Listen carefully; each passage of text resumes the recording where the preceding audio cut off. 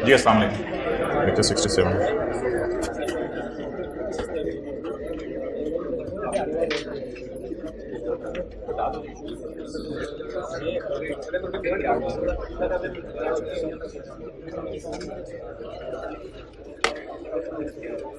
अच्छा भाई उधर से अब्दुल्ला जल्दी करो जरा। अच्छा भाई आ जाए पेज नंबर 621 पे, क्वेश्चन नंबर 5। ये बनता है ना, ये होमवर्क था। Question number 6, P Limited acquired 70% shares of S Limited on 1 January 2011 for 20,000। ये क्या मसला है? ना ना ना ना ऐसी बात नहीं करनी यार, ये क्या कर दिया तुमने। पीटीसीएल ने सब्सिडरी के शेयर्स 20,000 में खरीदे हैं 70%। तो मुझे बताएं, अगर पीटीसीएल ने सब्सिडरी के 70% शेयर खरीदे हैं 20,000 रुपए में, तो सऊदी किंग को कितने दिए हैं? 20,000। लेकिन पीटीसीएल अपनी किताबों में कह रही है कि मेरी इन्वेस्टमेंट्स हैं 33,000 की। क्या वजह होगी? बाकी कोई अदर इन्वेस्टमेंट्स होंगी। इसका मतलब है जब हम इन्वेस्टमेंट्स बैलेंस शीट के फेस पे शो करेंगे तो इन्वेस्टमेंट्स के नाम से शो करेंगे और इसको वर्किंग वन में ले जाएंगे। तो there might be some other investments. पहली बात ये होगी। दूसरी बात, 70% शेयर खरीदे हमने। वैसे मुझे बताएं कि अब तो कुछ परसेंटेज निकालने की जरूरत नहीं है, लेकिन ऐसे ही आपसे पूछ रहा हूं कि सब्सिडरी के टोटल शेयर्स कितने हैं। इसको देखा करें और इसको देखा करें, फिर बताया करें। 500 शेयर्स ऑफ ₹10 ईच। सब्सिडरी के शेयर्स हैं 500। इधर आगे आगे भी करना है। सब्सिडरी के शेयर्स हैं 500 और कितने रुपए वाले? 10 रुपए वाला। अच्छा वैसे ही आपसे पूछ रहा हूं कि हमने सब कुछ ही वैसे पूछ लें, हमने कितने परसेंट खरीदे हैं? 370 350। प्लीज प्लीज प्लीज कुछ नहीं दे रहा। 350 शेयर्स हमने खरीद लिए हैं। तो अगर 350 शेयर्स हमने खरीद लिए हैं तो फिर 150 शेयर्स किसके पास हैं? 350 शेयर्स एक्वायर्ड बाय पी। तो ये कुछ मोटी मोटी बातें हैं, ये नोट कर लें।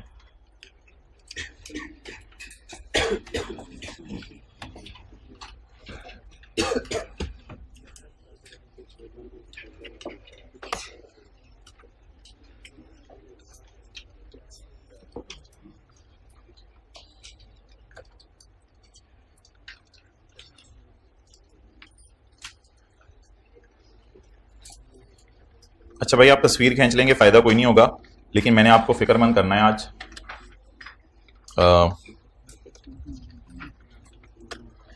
एक सवाल होगा सिर्फ IFRS 8 का। इसमें मेरी आपसे ये रिक्वेस्ट है, तस्वीर खींचने की जरूरत नहीं है, क्या कर लोगे। इसमें मेरी आपसे रिक्वेस्ट है कि आपने ना इस पैरा को बड़ा गौर से 2 से 3 दफा पढ़ना है।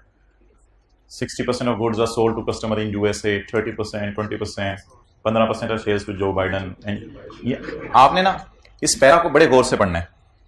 और उसके बाद फिर आपको एसेट्स और लाइबिलिटीज दिए होते हैं सेगमेंट्स के, और इनकम्स और एक्सपेंसेस दिए होंगे। तो बड़े गौर से आपने पढ़ के डिस्क्लोजर्स बनाने होंगे, बड़े गौर से। ये टेस्ट लीक कर दिया है। तो 15 मिनट है आपके पास, ठीक, 15 नंबर है, 35 मिनट आपके पास होंगे। तो ये कौन कौन टेस्ट दे के जाएगा? ये दिए हैं ये टेस्ट? कितने लोगों ने दे दिया है?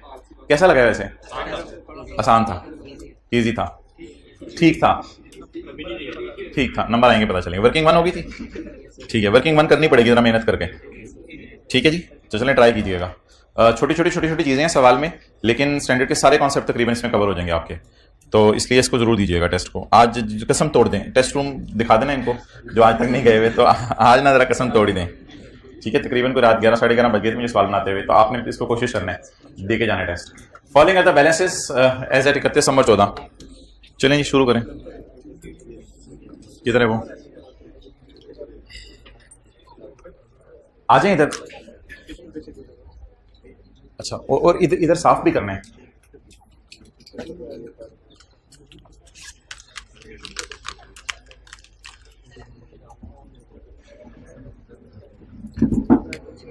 करवाएंगे शुरू। P consolidated statement of as on 31/12/14। Property plant and equipment बोलें जी 70.5 प्लस 60.5। इन्वेस्टमेंट्स फिलहाल फेस वाली बता दें 30। अच्छा, सब्सिडरी ने भी आगे कोई इन्वेस्टमेंट्स की है 5 की, ये किसी ने कुछ किया होंगी, उसकी अपनी इन्वेस्टमेंट्स होंगी। शोहर ने भी इन्वेस्टमेंट्स की है, बीवी ने भी इन्वेस्टमेंट्स की है। उसमें गुडविल की जगह छोड़ देना। आगे डेटर अलग लगा रहे हैं आज, डेटर कैश वगैरह अलग लगा रहे हैं। ओहो, चलें ठीक है, बताएं। डेटर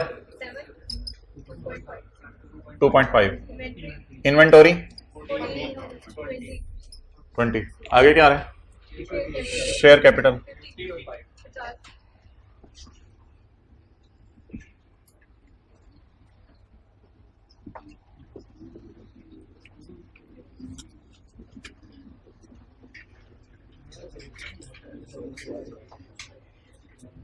जी, एडजस्टमेंट अकाउंट, शेयर कैपिटल। आगे क्या आ रहे हैं? शेयर प्रीमियम आ रहे दोनों का जी।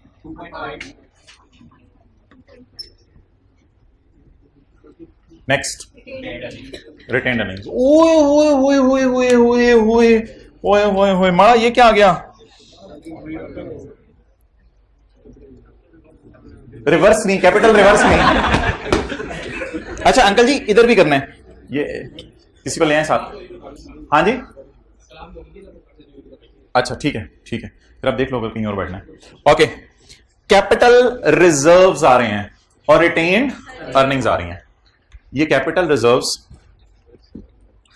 कुछ भी नहीं है, ये किसी तक आप बताइएगा ना, ये अकाउंटेंट्स की ना 2 नंबरी है। अकाउंटेंट्स के बाबों ने सिखाई थी और आजकल जंग तो इसको बहुत ज्यादा मिसयूज कर रहे हैं। ये अकाउंटेंट्स की 2 नंबरी है और कुछ भी नहीं है। रिटेन्ड अर्निंग समझ लें एक बाजू है, बाजू का हिस्सा तोड़ के कैपिटल रिजर्व जो है बना दिए जाते हैं, यानी रिटेन्ड अर्निंग में से कैपिटल रिजर्व में कुछ पैसा शिफ्ट कर दिया जाता है। उसकी एंट्री बनती है earning debit capital reserve credit.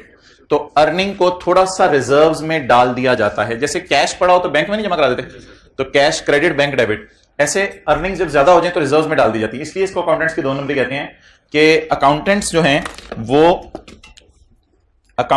हैं वो ये चाहते हैं डायरेक्टर्स के कहने पे कि लोग डिविडेंड ज्यादा ना मांगे।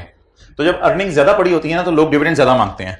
अब अकाउंटेंट्स 2 नंबर कहते हैं जी हमने रिजर्व्स क्रिएट कर लिए हैं, आपको बड़ा फायदा देंगे, इस तरह की बातें बुतें करके कह देते हैं भाईजान। और सादा बंदे को पता ही अर्निंग्स की ये डिटेल होती है, तो उसको रिजर्व्स को पता भी नहीं होता, तो ये पैसे तुम लोगों के लिए अलग करके रखें फिर कभी तुम्हें देंगे।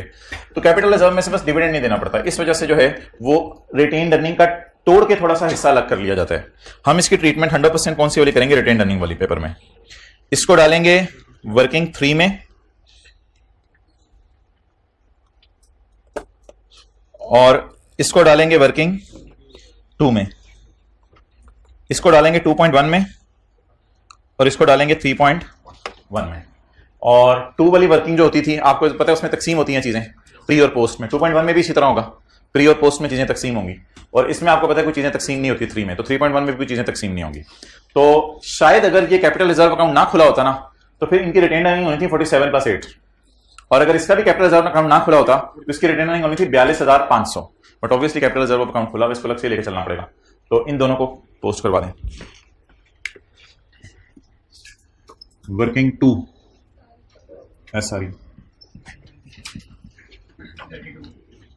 वर्किंग 3 जी गुड 2.1 सब्सिडरी रिटेन्ड अर्निंग या subsidiary capital reserve? Subsidiary capital reserve.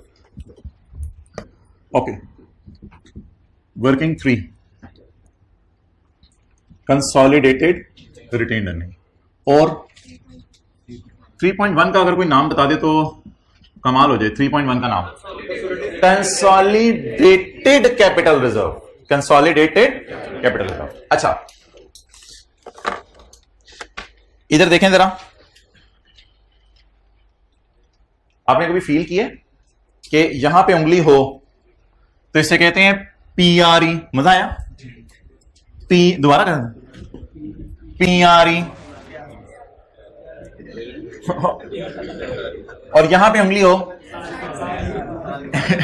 SRE। Hold on, अच्छा जी, पेरेंट रिटेन्ड अर्निंग ये थी, ये क्या थी? सब्सिडरी। पेरेंट रिटेन्ड अर्निंग चली जाती है कंसोलिडेटेड रिटेन्ड अर्निंग में, और subsidiary retained earning subsidiary retained earning में जाती है। इसी तरह पेरेंट के capital reserve consolidated capital reserve में इसलिए जाएंगे कि पेरेंट को इंटरेस्ट होगा सब्सिडरी के रिजर्व में भी थोड़ा सा, जैसे उसकी रिटेन्ड अर्निंग में उसको इंटरेस्ट होता था। And in the end SRE की तरह अकाउंट खुलेगा, S कैपिटल रिजर्व। तो इसका तो आसान सा नाम बता दें, 10,500 का S कैपिटल रिजर्व, और 32,000 का S रिटेन्ड अर्निंग। लेकिन ये PRE है, लेकिन जानी कहां है? कंसोलिडेटेड रिटेन्ड अर्निंग में, और ये कंसोलिडेटेड कैपिटल रिजर्व। जी अभी मैं पूरा नाम लिख रहा हूं, एब्रीविएशन नहीं लिख रहा आज। Consolidated capital reserve. Imran Khan क्या है बेटा? आजकल क्या हुआ, रोजाना होमवर्क कर रहे हो? मेरी कंसोलिडेशन हो गई है। ओके, फिगर्स पोस्ट करवा दीजिए। 47 और 32। 47 और 32। आगे 8 और 10.5। देखे ना, 47 के नीचे 8 है, 32 के नीचे 10 है, उसी तरह ले जाए। 47 के नीचे 8 ले आए। पेरेंट कैपिटल रिजर्व, ये तो पेरेंट के सारे हैं ना, इसको तकसीम तो किसी में करना नहीं।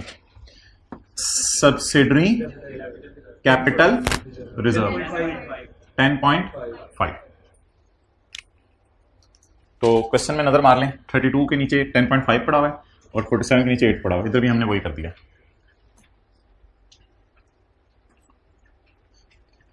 इस अकाउंट में भी उसी तरह प्री आएगा, इस अकाउंट में भी उसी तरह प्री आएगा।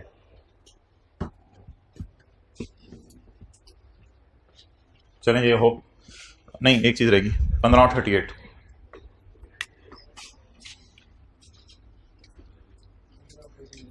15 और 38। इधर लाओ कैमरा। 1 2 3 4 5 6 7 8 9 10 11 12 13 14 15 16 17 18 फिगर्स पोस्ट हो गई हैं। उधर कर दो कैमरा। इन्वेस्टमेंट्स पोस्ट हो गई हैं। अभी मैं अदर इन्फॉर्मेशन पढ़ता हूँ तो सब कुछ करूंगा। मुझे इन्वेस्टमेंट्स का कुछ ना कहें। अभी मैंने 33,500 लिखा है, बाकी वर्किंग वन में देख लेता हूँ कितना जाना है। पहले ये जो 18 फिगर्स हैं इधर काउंट करके पूरी कर लें। 18 फिगर्स हैं इधर।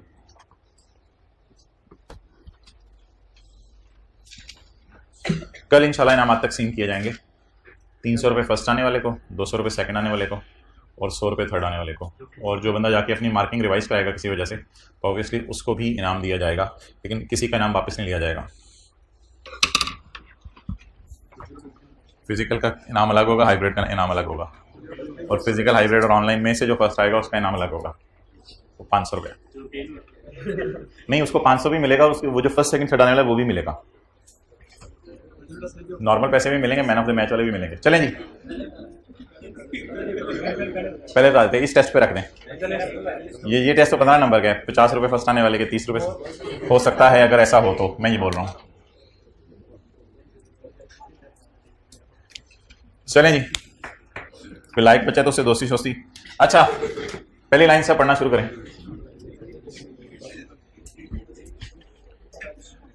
70% शेयर एक्वायर किए हैं 20,000 रुपए के, तो 20,000 को वर्किंग वन में ले दें, -20।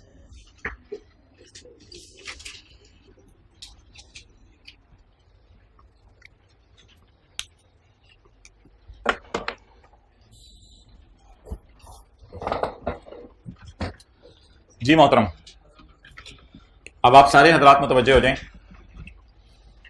क्योंकि आज का पहला कॉन्सेप्ट फेंका जाने लगा है। स्पिन बॉल फेंकी जाएगी, आपने इस पे छक्का लगाना है। आज का पहला कॉन्सेप्ट फेंका जाने लगा है, that is revaluation of assets. Stock की एडजस्टमेंट हमने पिछली क्लास में कर ली थी, आज हम रीवैल्यूएशन करेंगे, लेकिन होमवर्क साथ साथ करते रहिएगा, क्योंकि होमवर्क में कम्युलेटिव एडजस्टमेंट्स दी होती हैं।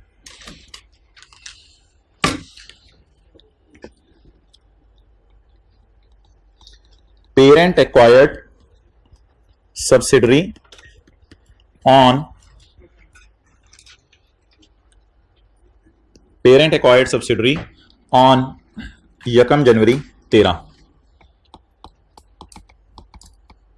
सब्सिडरी स्टार्टेड बिजनेस ऑन यकम जनवरी 2005। तो ऐसा क्यों है मेरे भाई? तो यकम जनवरी 5 से यकम जनवरी 13 तक कौन ओनर था सब्सिडरी का? फिर सऊदी किंग और इमरान खान। और यकम जनवरी 13 और उससे ऑनवर्ड्स तो पेरेंट बॉट सब्सिडरी ऑन यकम जनवरी 13। डन जी, यहां तक बात क्लियर होगी। नेक्स्ट, जिस वक्त टेबल टॉक शुरू हुई तो टेबल के ऊपर जो है वो बिस्किट और ऊंट का गोश्त लाके रखे गए। तो इधर जो है वो सऊदी किंग बैठा था और इधर पीटीसीएल के डायरेक्टर्स बैठे थे। तो सऊदी किंग अपनी ब्रीफकेस में लाया हुआ था सब्सिडरी के शेयर्स। यार क्या कर रहे हो, इधर देखो ना। सऊदी किंग लाया हुआ था अपने ब्रीफकेस में सब्सिडरी के शेयर्स और पीटीसीएल लाई हुई थी पैसे। अब डिस्कशन के अंदर ये बात आई कि भाईजान सब्सिडरी को खरीदा जाने लगा। तो सऊदी किंग ने कहा मोहतरम ठहरो, हमारी किताबों में सब्सिडरी की बुक्स में एक एसेट आ रहा है, मिसाल के तौर पे बिल्डिंग। ये बिल्डिंग हमने यकम जनवरी 5 को हमने खरीदी थी 100 रुपए की और 2005, 6, 7, 8, 9, 10, 11, 12 8 साल में ये डेप्रिशिएट हो चुकी है 10 रुपए, 80 रुपए। और इस वक्त इसकी बुक वैल्यू है 20 रुपए। ये इसकी बुक वैल्यू है। इस बुक वैल्यू के ऊपर मैं डील नहीं होने दूंगा, बल्कि इसकी फेयर वैल्यू लगवाई जाएगी आज बाजार में। बल्कि जैसे ही हम सब्सिडरी का एक्वायर करते हैं इसके सारे एसेट्स की फेयर वैल्यू लगवाई जाती है बाजार में। अब ऑन एक्विजिशन डेट ये क्या था? यकम जनवरी 13 को ये क्या है? बिल्डिंग की cost minus accumulated appreciation, book value है। यकम जनवरी 13 को इस बिल्डिंग की लगवाई जाएगी फेयर वैल्यू। वो फेयर वैल्यू इस बिल्डिंग की आई मिसाल के तौर पे 70 रुपए। अब जब इस बिल्डिंग की फेयर वैल्यू आई 70 रुपए, तो मुझे बता दें एज ऑन यकम जनवरी 13 सरप्लस कितना अरोज हुआ? रिवैल्यूएशन सरप्लस या लॉस? सरप्लस। कितना रोज हुआ? 50 का सरप्लस रोज हुआ। अब ये जो 50 का सरप्लस रोज हुआ इसको हमने टेकअप करना है। हमने 50 की एंट्रीज करनी है, 20 की एंट्रीज करनी है या 70 की एंट्रीज करनी है? 50 की इसलिए करनी है कि सब्सिडरी की सेपरेट फाइनेंशियल स्टेटमेंट्स में एसेट 20 पे आ रहा होगा और 20 वाली चीज को उठा के 70 पे लेके जाएंगे तो एंट्री कितने की बनेगी? 50 की। और आपको पता है रिवैल्यूएशन जब होती थी तो सरप्लस की एंट्री होती थी, पूरी मार्केट वैल्यू की एंट्री नहीं हो जाती थी।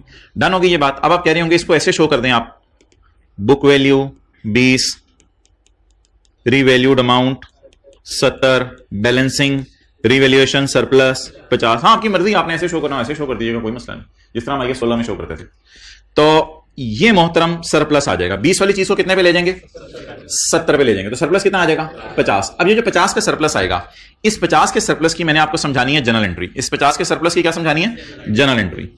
तो जनरल एंट्री समझने के लिए मोहतरम मुझे बताएं कि हमारी इक्वेशन क्या होती है? Assets minus liabilities is equal to equity. Assets minus liabilities is equal to equity. मेरी बिल्डिंग कितने पर पड़ी थी? उसकी मार्केट वैल्यू 70। 50 की इसमें क्या आ गई? इंक्रीज। अगर मुझे यह बताएं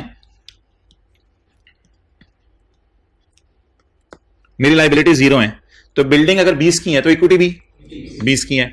अगर बिल्डिंग 20 की है तो इक्विटी भी 20 की है। अब मैं 20 को लेके जाने चाह रहा हूं किस पे? 70 पे लेके जाना चाह रहा हूं। जब 20 को 70 पे लेके जाना चाह रहा हूं तो एसेट में कितनी इंक्रीज आएगी? 50। अब मैं इक्वेशन कैसे टैली करूं? सरप्लस इक्विटी का आइटम है और सरप्लस जो है वो शेयर कैपिटल, रिटेन्ड अर्निंग और रीवैल्यूएशन सरप्लस के साथ बैलेंस शीट में नजर आ रहा होता है। तो surplus is a part of equity. Owner invested, business earned, unrealised gains, ये सारे इकट्ठे होकर शेयर होल्डर की क्या शो करते हैं? इक्विटी शो करते हैं। सो इफ मैंने एसेट बढ़ा दिया है तो दूसरी साइड पे मुझे क्या बढ़ाना पड़ेगा? इक्विटी बढ़ानी पड़ेगी। कितने से? 50 से। और मेरी इक्विटी भी किस पे चली जाएगी? इधर शेयर कैपिटल और रिटेन्ड अर्निंग आ रही थी, लेकिन अब इधर शेयर कैपिटल, रिटेन्ड अर्निंग और रीवैल्यूएशन सरप्लस भी आ गया। पेपर में इसको कहा करेगा book value of net assets और इसको कहा करेगा market value of net assets. अगर एसेट्स मार्केट वैल्यू पे ले जाएंगे तो फिर इक्विटी में शेयर कैपिटल और रिटेन्ड अर्निंग पड़ी होंगी या फिर इक्विटी के अंदर सरप्लसेस भी पड़े होंगे। अगर एसेट्स बुक वैल्यू पर हैं तो फिर ऐसी सूरत में कॉस्ट मॉडल यूज हो रहा है तो इक्विटी में मुझे सिर्फ शेयर कैपिटल और रिटेन्ड अर्निंग नजर आ रही होगी। लेकिन अगर एसेट्स मार्केट वैल्यू पे चले जाएंगे तो जब एसेट्स की प्राइस बढ़ गई तो अकाउंटिंग क्वेश्चन बैलेंस करने के लिए क्या करना पड़ेगा, इक्विटी की प्राइस भी बढ़ानी पड़ेगी। इक्विटी में शेयर कैपिटल को बढ़ाऊं, रिटेन्ड अर्निंग को बढ़ाऊं या सरप्लस का अकाउंट ऐड कर दूं। अब इस 50 और 50 रुपए की एंट्री बताएं जरा। एसेट डेबिट खरीदने से पहले ये हालात थे सब्सिडरी के, खरीदने के बाद हमने इस पे लाना है एसेट डेबिट और सरप्लस क्रेडिट। बट सरप्लस कहां शो करना है ये सवाल है भाई। तो देख सरप्लस कहां शो करना है। अगर तो पेरेंट का सरप्लस है तो पेरेंट की इक्विटी इधर आ रही है, अगर सब्सिडरी का सरप्लस है तो सब्सिडरी के सरप्लस तो इधर आ रही है और ये सरप्लस इधर आएगा। इसकी एंट्री क्या बनेगी, इसकी एंट्री बनेगी पीपी डेबिट 50 रुपए, surplus in working one credit. जब ये 50 रुपए यहां आएंगे तो क्या इक्विटी में वर्थ पैदा हो जाएगी। जब इक्विटी में वर्थ पैदा हो जाएगी तो सऊदी किंग कहेगा अब इतने वाली चीज तो खरीद रहे जिसमें 50 डला हुआ है। अब जब इतने वाली तो चीज खरीद रहे हैं तो इसके पैसे ज्यादा लगा। तो फिर डिस्कशन होगी, इस सवाल में तो पैसे गिवन है ना जो भी है, फिर डिस्कशन होगी करते करते करते सऊदी किंग रिक्वेस्ट करेगा ज्यादा पैसे दो क्योंकि मेरी चीज की प्राइस भी ज्यादा है। तो इन द एंड आके मुझे बता दें बीवी और मार्केट वैल्यू से खेलना आपको आता है, ये बड़ा आसान है। इन दोनों का डिफरेंस क्या निकल आया करेगा। इस सरप्लस की एंट्री मुझे बताएं for consolidation purpose. Revaluation surplus in working, OCI की बात करेंगे जब पीएनएल के सवाल शुरू करेंगे। रिवैल्यूएशन सरप्लस इन वर्किंग, ये किसके एसेट्स का सरप्लस है, पेरेंट के या सब्सिडरी के। सब्सिडरी में कितनी जाने कहां नजर आ रहा होता है, वर्किंग वन में, वर्किंग वन में नजर आ रहा होता है। तो वर्किंग वन में ही इस सरप्लस को आप रिकॉर्ड करेंगे। Asset debit revaluation surplus in working one credit. Note कर लें, पहले ये नोट कर लें फिर वो मैं दूसरी वाली साइड भी दिखा देता हूं। इस कॉन्सेप्ट की हेडिंग दे दें अपने रजिस्टर पे, revaluation of subsidiary assets on acquisition. Revaluation of subsidiary assets on acquisition.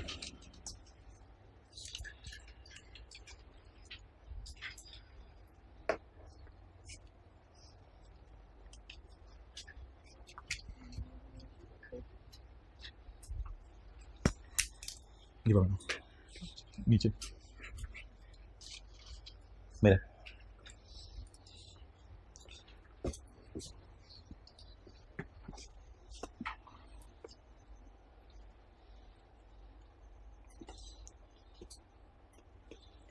General entry 50 रुपए से होगी।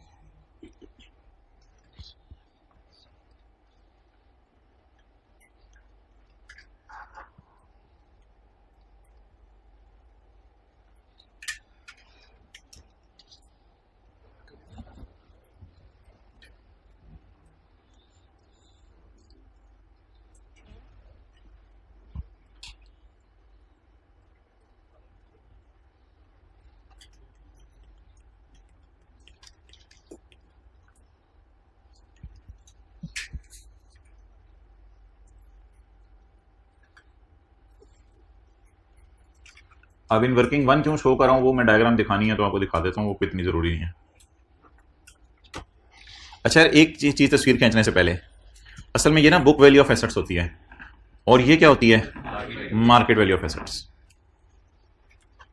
तो बीवी को एफवी पे लेके जाएंगे तो बैलेंस शीट में इक्विटी में एक चीज नहीं आ जाएगी, that is called as revaluation surplus. और ये नीचे 50 रुपए घूम रहे हैं, एंट्री इसकी होनी है। जी बिल्कुल, रिवैल्यूएशन मॉडल पे आ जाएंगी चीजें। अच्छा अब बता दें इसके साथ एक और डिस्कशन कौन सी होनी चाहिए। नहीं, लॉस की तो अपोजिट एंट्री हो जाएगी, वो कल कर लेंगे सवाल में किसी में। नहीं, डेप्रिसिएशन की तो पहले डिस्कशन कर लेना, इसके साथ एक डेप्रिसिएशन की डिस्कशन होनी चाहिए। अच्छा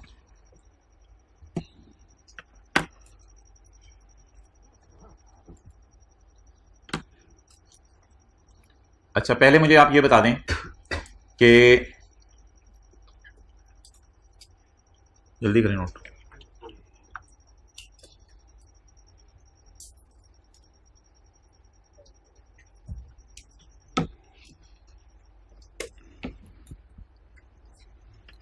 ये जो रिवैल्यूएशन होगी ये कंसोलिडेटेड फाइनेंशियल स्टेटमेंट्स में होगी। 3 रजिस्टर पकड़े थे पहले दिन, ये कंसोलिडेटेड फाइनेंशियल स्टेटमेंट्स में होगी या ये सेपरेट फाइनेंशियल स्टेटमेंट्स में होगी? नहीं, सेपरेट में नहीं होगी। चलें ये सुन लें। IFRS 3 और 10 कहता है फॉर कंसोलिडेशन पर्पस आपने ये एंट्री करनी है। अगर सब्सिडरी अपनी सेपरेट फाइनेंशियल स्टेटमेंट में कॉस्ट मॉडल फॉलो कर रही है, लेट इट फॉलो, उसकी मर्जी, आपको क्या मसला है। अगर सब्सिडरी अपनी सेपरेट फाइनेंशियल स्टेटमेंट में कर रही है तो करे। हमें ये जो एंट्री करने को कहा है, ये किस स्टैंडर्ड ने कहा है? IFRS 3 और 10 दो स्टैंडर्ड है कंसोलिडेशन को डील करते हैं। वो कहते हैं कि इसको किस पे ले जाओ? मार्केट वैल्यू पे ले जाओ। यानी ये एंट्री होगी फॉर कंसोलिडेशन पर्पस। बड़ा बड़ा लिखना है क्योंकि सेपरेट फाइनेंशियल स्टेटमेंट में ये एंट्री नहीं होगी। ये एंट्री होगी for consolidation purpose. Consolidation purpose के लिए एंट्री होगी, यानी सिर्फ कंसोलिडेटेड बैलेंस शीट जब हम बनाने लगेंगे तब ये एंट्री होगी। अच्छा, अब आप मुझे बता दें, अगर ये एंट्री कंसोलिडेशन पर्पस के लिए होगी तो सब्सिडरी अपनी किताबों में स्टिल कितने रुपए को डेप्रिशिएट करी होगी? 20 रुपए को, 20 रुपए को, 20 रुपए को। और पेरेंट क्या चाहेगा कि भाई अभी नोट ना करो यार, अब तो बड़ी इंपॉर्टेंट बात होने लगी है, डिविडेंड की डिस्कशन हो रही है। सब्सिडरी अपनी किताबों में कितने को डेप्रिशिएट करी होगी? कौन सी फाइनेंशियल स्टेटमेंट्स में? सेपरेट में। और पेरेंट क्या कहेगा, किसको डेप्रिशिएट करो? 70 को। यानी सब्सिडरी अपनी सेपरेट में 20 को डेप्रिशिएट कर रही होगी, पेरेंट चाहेगा 70 डेप्रिशिएट हो, लेकिन हम पेपर में किस पे डेप्रिसिएशन चार्ज करेंगे? 50 पर, क्योंकि सब्सिडरी ने अपनी सेपरेट फाइनेंशियल स्टेटमेंट में 20 पर रिकॉर्ड कर ली होगी। तो अब मैं अगला साल मिसाल के तौर पे लेता हूं, अगला साल लेता हूं। अगले साल सब्सिडरी 20 रुपए को डेप्रिशिएट करेगा। फर्स्ट करें 20 रुपए की रिमेनिंग लाइफ है 10 साल। फर्स्ट करें। वैसे तो मैंने बिल्डिंग की रिमेनिंग लाइफ पता नहीं कितनी ली है, छोड़ने पड़े, समझ लें 20 रुपए की रिमेनिंग लाइफ है 10 साल। अच्छा, अगर 20 रुपए की रिमेनिंग लाइफ है 10 साल तो सब्सिडरी 20 रुपए को 2-2 रुपए करके डेप्रिशिएट करती रहेगी। और पेरेंट क्या चाहेगा कि 70 को 7-7 रुपए करके डेप्रिशिएट करो। अब सब्सिडरी 2 डेप्रिशिएट कर रही होगी, पेरेंट 7 डेप्रिशिएट करने को कह रहा होगा। डिफरेंस कितना आएगा? 5। ये 5 50 को 10 से डिवाइड करके आ गया, तो 5 की डेप्रिसिएशन हमें बढ़ानी पड़ेगी क्योंकि वो लो वैल्यू को डेप्रिशिएट कर रहे हैं, मैं चाह रहा हूं हाई वैल्यू डेप्रिशिएट हो, तो डेप्रिसिएशन इंक्रीज कर जाएगी। तो पहली तो ये बात हुई कि ये डेप्रिसिएशन भी कंसोलिडेटेड फाइनेंशियल स्टेटमेंट्स में बुक करनी पड़ेगी, सरप्लस के ऊपर डेप्रिसिएशन, क्योंकि सब्सिडरी अपनी सेपरेट फाइनेंशियल स्टेटमेंट्स में 20 को जारी कर रही है, मैं चाहता हूं 70 को करे। करना किसको पड़ेगा एक्स्ट्रा? 50 को। इसमें एक सवाल है मेरा आपसे कि एक्यूजिशन डेट अगर 1 जनवरी 13 है जैसे कि मैंने बताया है, और कंसोलिडेशन डेट भी 1 जनवरी 13 है, एक्विजिशन डेट भी 1 जनवरी 13 और कंसोलिडेशन डेट भी 1 जनवरी 13, मुझे बता दें हमारे खरीदने के बाद सब्सिडरी कितने अरसे से 20 रुपए को डेप्रिशिएट कर रही है? खरीदने के बाद। तो अगर ऐसा कोई सिनेरियो आ गया तो फिर आपको डेप्रिसिएशन चार्ज नहीं करनी पड़ेगी, डेप्रिसिएशन चार्ज नहीं करनी पड़ेगी। लेकिन अगर पेपर में हमें कंसोलिडेशन करने को कह दे 1 जनवरी 14 पे खड़े होके, या इसको 31/12 समझ लें, 31/12/13 पे खड़े होके, तो अब आप मुझे बताएं आपने सब्सिडरी को कितने अरसे से खरीदा हुआ है? 1 साल से। सब्सिडरी 20 रुपए को कितने साल से डेप्रिशिएट करी होगी? 20 को करेगी रिमेनिंग लाइफ पे। 20 को कितने से डेप्रिशिएट करी होगी? 1 साल से। हम 70 को चाहेंगे डेप्रिशिएट करें, तो अब डेप्रिसिएशन जो हम अपनी बुक्स में रिकॉर्ड करेंगे वो डिवाइडेड बाय 10, तो 1 साल की डेप्रिसिएशन निकलेगी, मल्टीप्लाइड बाय 1, क्योंकि मुझे कितने साल की डेप्रिसिएशन चाहिए? 1 साल की। तो ऐसी सूरत में 1 ईयर की डेप्रिसिएशन चार्ज करनी पड़ेगी या ज्यादा की? 1 ईयर की, क्योंकि एक्विजिशन डेट और कंसोलिडेशन डेट में कितना फर्क है? 1 साल का। लेकिन अगर हमें पेपर में कंसोलिडेशन करवाए 31/12/15 पे खड़े होके, तो मुझे बताएं आप सब्सिडरी 20 रुपए को कितने साल से डेप्रिशिएट करी होगी? पूरा 13, पूरा 14, पूरा 15, 3 साल से वो डेप्रिशिएट करी होगी। डेप्रिशिएट उसने 10 साल पे करना है, मैंने अज्यूम किया 20 रुपए की रिमेनिंग लाइफ 10 साल है, तो डेप्रिशिएट उसने 10 रुपए को करना है। अब वो 20 रुपए को कितने सालों में? 10 सालों में। वो कितने साल डेप्रिशिएट कर चुकी? 3। मैं 3 सालों से क्या चाह रहा हूं डेप्रिसिएशन किस पे चार्ज हो? 70 पे, और वो किस पे कर रही है? 20 पे। तो अब बता दें कितने साल की मुझे डेप्रिसिएशन निकालनी पड़ेगी? 3 साल की। आपको पता है बैलेंस शीट में क्यूमुलेटिव एडजस्टमेंट्स होती हैं, फॉर द ईयर नहीं होती, एज ऑन टाइप एडजस्टमेंट्स होती हैं। तो बैलेंस शीट के अंदर एज ऑन टाइप एडजस्टमेंट्स होती हैं।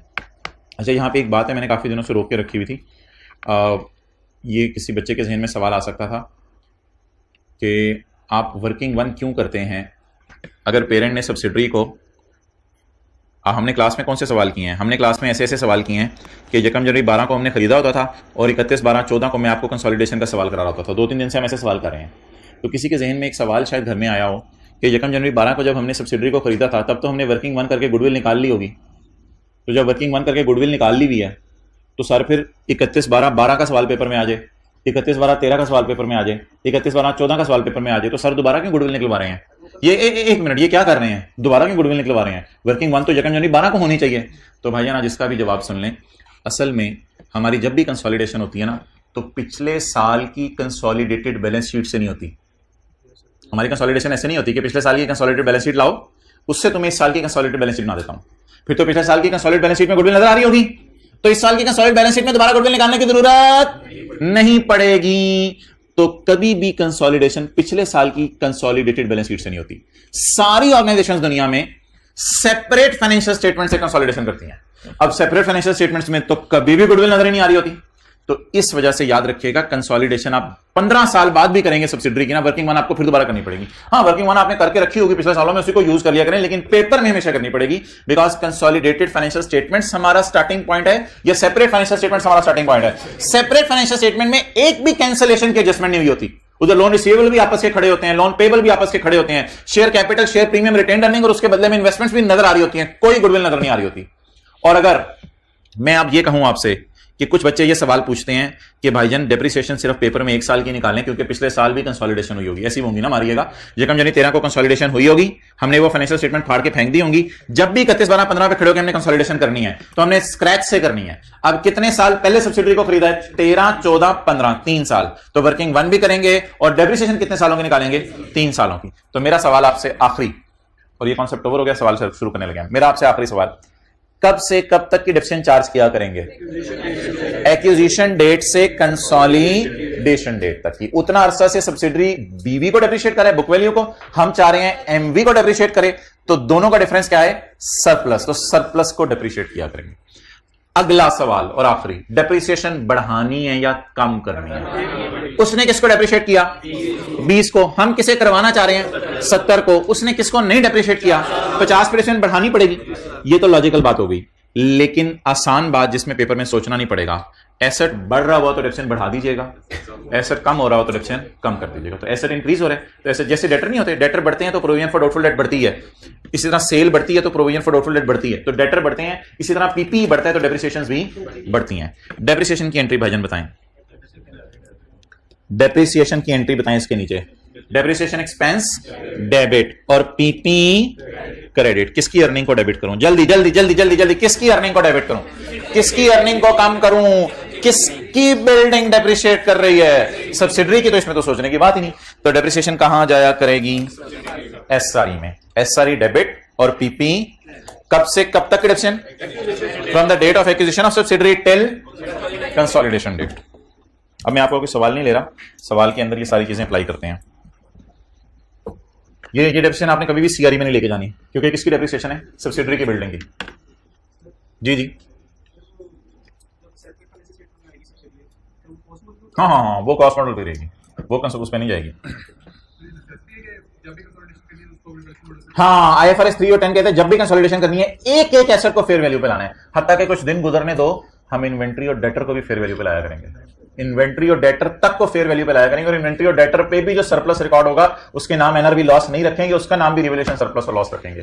एक इन्वेंट्री को भी फेयर वैल्यू पे लाएंगे। आने दो जरा दिन, वो IS2 अप्लाई नहीं होगा, आईएफआरएस 3 और 10 अप्लाई होगा, वो अपने रूल बनाएगा। ओके, अब मुझे वो बता दें क्या कहते हैं। अच्छा, कुछ लोग ना ये एक ऐसी सवाल पूछते हैं, उनका IS 16 जब दिमाग पे चढ़ा होता है, सर वो surplus debit retain earning credit वाली एंट्री भी करवा दें, और यार वो नहीं होनी। इधर देखें क्यों, अब लंबी बात है, इसको एक जन से एक कान से सुन के दूसरे से निकाल दीजिएगा। Surplus debit retain earning credit वाली एंट्री नहीं होनी। असल में होता यह है कि आप करते हैं एसेट डेबिट और रिवैल्यूएशन सरप्लस क्रेडिट, इसके बाद आप वो एंट्री करते हैं जो मैंने आपको पहले दिन कराई थी। वो एंट्री क्या?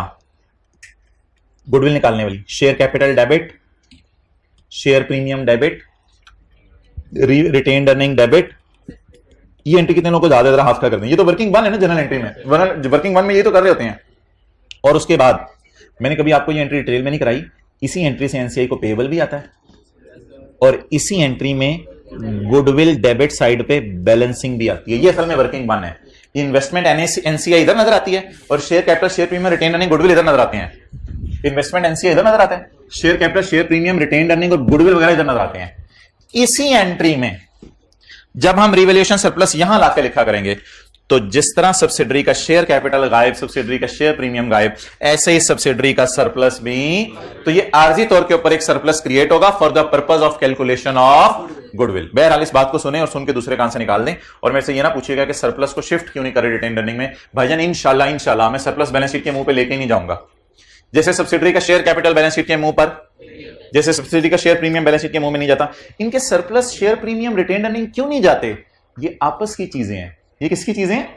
आपस की चीजें हैं। पेरेंट कह रहे हैं मैंने तेरे से ये सब कुछ लेना है, यही बात थी ना। सब्सिडरी कह रही थी हाँ ये सारा मैंने तुझे देना है, तो ये आपस की चीजें कैंसिल हो जाती हैं। तो इसलिए ये ना सोचिएगा सरप्लस एवरी रिटेन क्रेडिट क्यों करना है। अच्छा, आप कोई बच्चे 2-4 क्लास के बाद बंदे लेके आ जाते हैं, अच्छा फिर रिकॉर्ड क्यों कर रहे हैं?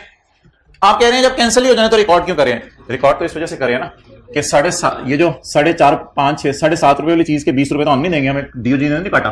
कोई ना कोई और चीजें सरप्लस के नाम से महंगी महंगी पड़ी होंगी तो करेंगे ना। वो किधर है हैंड रिटन नोट्स? ये जो है ना आपका भाईजान कंफर्ट जोन है। सुने आपने लव्स कंफर्ट जोन का? सुनते रहते हैं आप।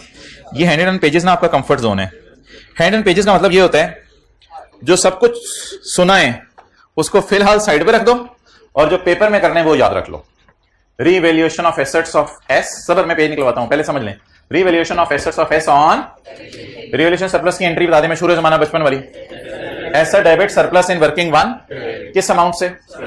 Surplus figure. Depreciation debit asset credit, लेकिन अनलकीली P&L हमारे हाथ में नहीं है तो entry SRE debit asset credit. Depreciation from date of acquisition till consolidation date, date of acquisition से कंसोलिडेशन डेट। तो ये एंट्री समझ आ गई। रिवैल्यूएशन की एंट्री बताएं जबानी, एसेट डेबिट सरप्लस क्रेडिट, और एसेट को डेप्सिट करने की एंट्री बताएं, डेप्सिट डेबिट एसेट क्रेडिट। अच्छा, डेप्सिट बढ़ा क्यों रहा हूं मैं? क्योंकि एसेट बढ़े। आपकी समझने के लिए मैंने डेप्सिट लिख के काटा है, वरना तो एंट्री बनेगी एसआरई डेबिट और एसेट क्रेडिट। रिवैल्यूएशन लॉस की कल कर लेंगे, उल्टी हो जाएगी, उल्टी करनी आती है। सॉरी यार, हद होगी जी, बातें करते हैं, ऐसी बातें ना किया करें। Be try to be. Ethics का चैप्टर नहीं पढ़ा? Question number 6 hand on page number 2 था।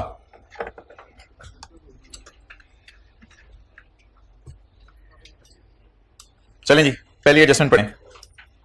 Following further information is available.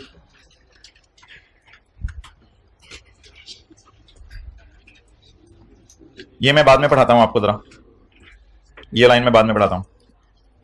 On the acquisition date fair value of assets was equal to its book values.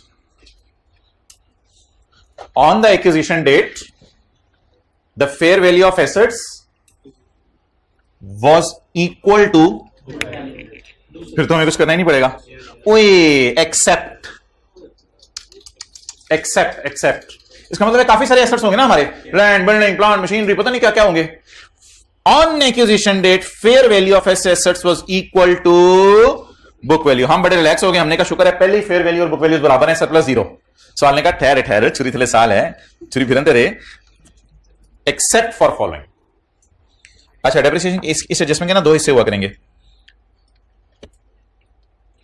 पहला हिस्सा surplus निकलवाने में help करेगा, दूसरा हिस्सा मैं नहीं पढ़ा, दूसरा हिस्सा डेप्रिसिएशन निकलवाने में हेल्प करेगा। तो ये वाला हिस्सा मैं बाद में पढ़ूंगा, ये डेप्रिसिएशन निकलवाने में हेल्प करेगा, ये डेप्रिसिएशन निकलवाने में हेल्प करेगा। स्काई ब्लू पट्टी की जनरल एंट्री बता दें।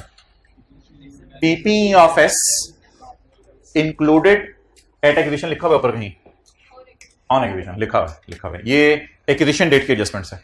PP of S included land at a cost of 3000, this land had a fair value of 4000।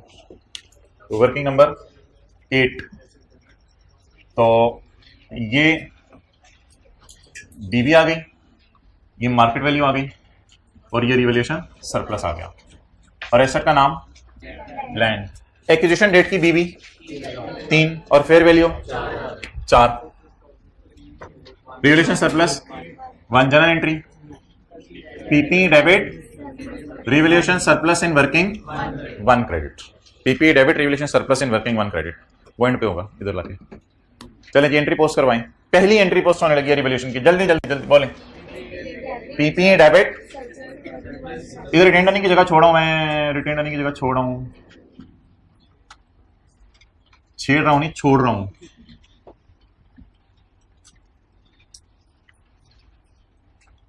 बल्कि इधर कैपिटल रिजर्व भी शायद आ जाने हैं, प्री वाले कोई हुए तो। अच्छा जी, revaluation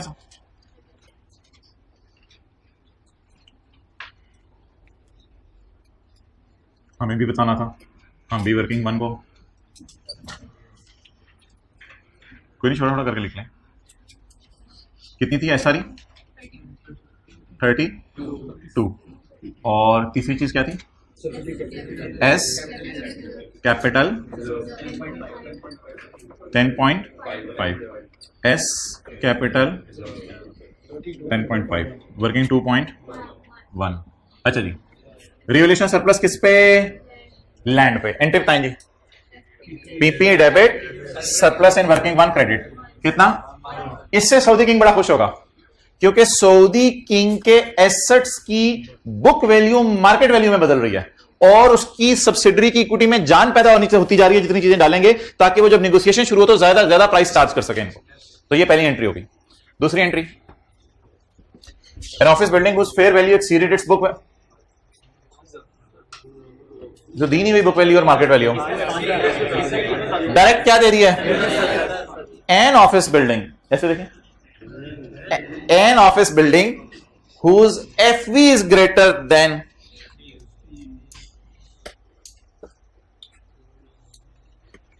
whose market value is greater than book value by 5, surplus होगा या क्या होगा? सरप्लस। मार्केट वैल्यू ज्यादा है ना, ये ज्यादा हो ये कम हो तो फिर तो सरप्लस होता है। क्या चीज? Office building. जी बोले। 0 नहीं, डेटा अवेलेबल नहीं है हमें बुक वैल्यू और मार्केट वैल्यू का। एंट्री बताएं जरा।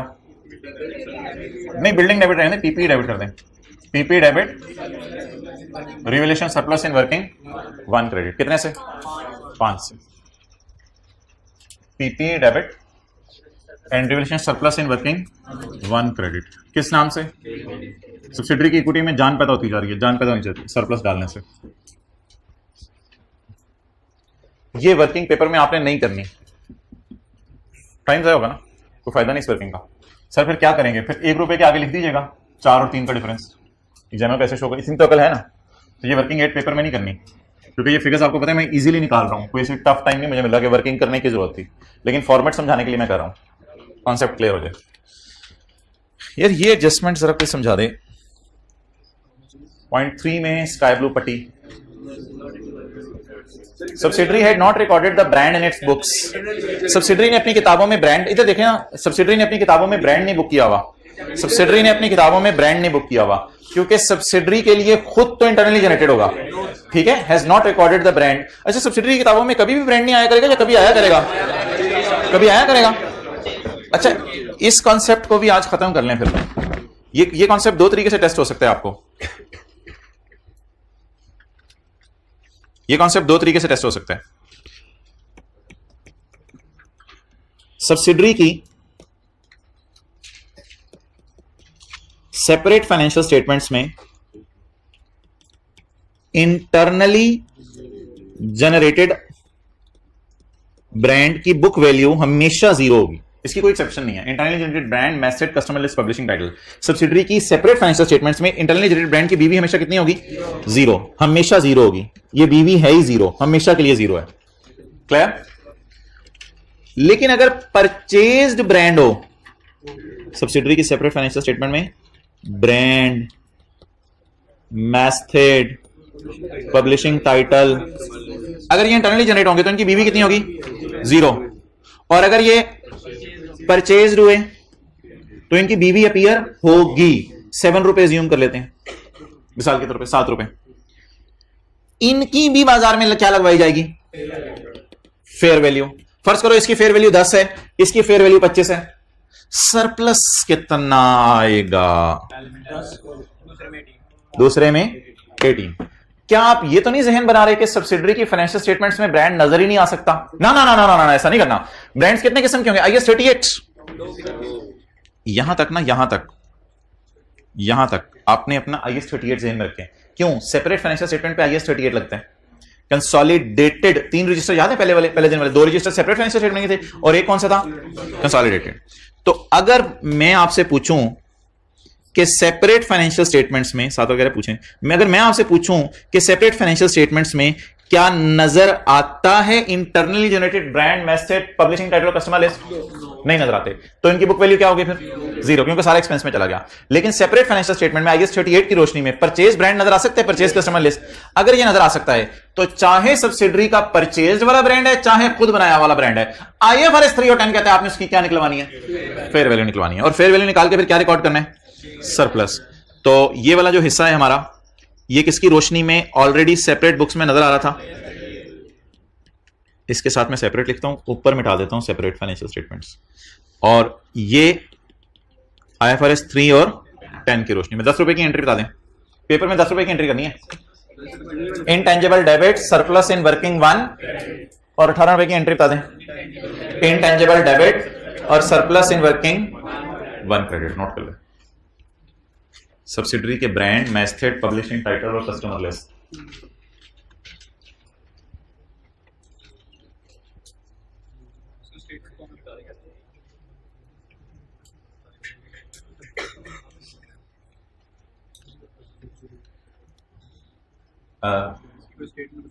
हाँ, इस कॉन्सेप्ट की स्टेटमेंट लिख लें। Intangibles of subsidiary, intangibles of subsidiary, इसके ऊपर डिस्कशन है।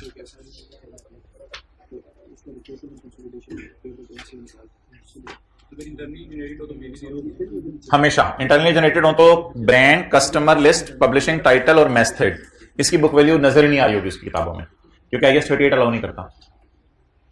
लेकिन कंसोलिडेशन के लिए मजबूरन हमें उसकी क्या निकालनी पड़ेगी? फेयर वैल्यू निकालनी पड़ेगी।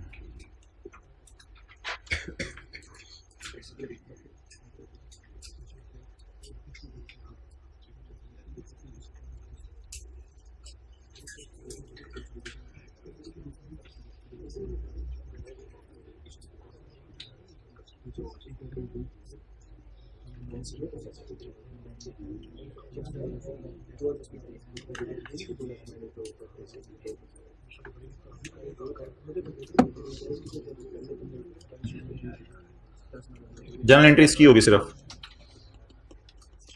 10 रुपए की और 18 रुपए की।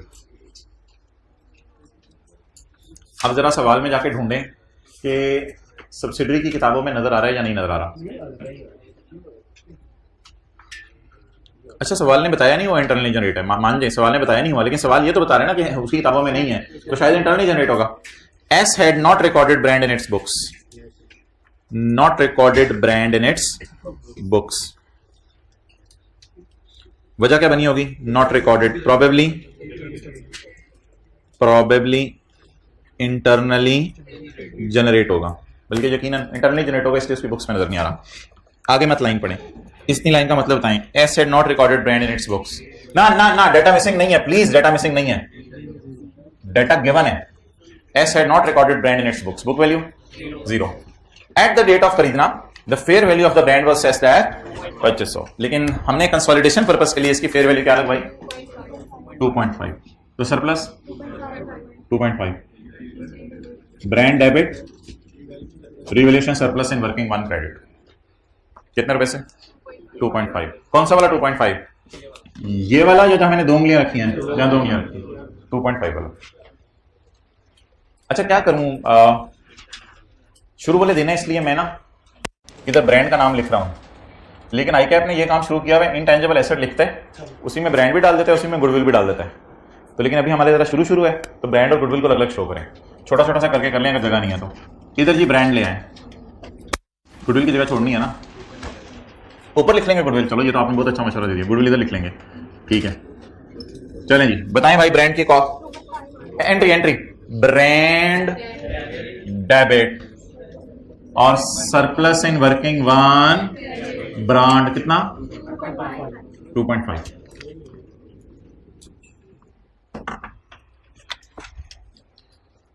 ओके, चलें ये 3 बच्चों वाली एंट्रीज बता दें।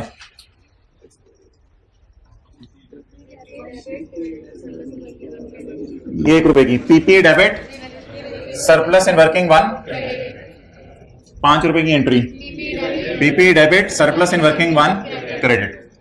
ब्रांड नजर नहीं आता किताबों में, brand debit surplus in working 1 credit.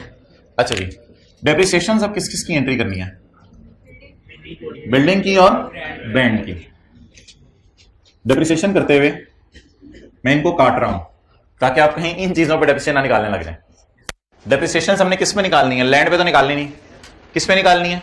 Building पर और ब्रांड पर। बिल्डिंग और ब्रांड पर हमने डेप्रिसिएशन निकालनी है। डेप्रिसिएशन निकालने की एंट्री बिल्डिंग की, डेप्रिसिएशन डेबिट पीपी क्रेडिट, और ये एंट्री इस इधर कर देंगे और अगली एंट्री बोले बोले अमोर्टाइजेशन डेबिट और ब्रांड क्रेडिट।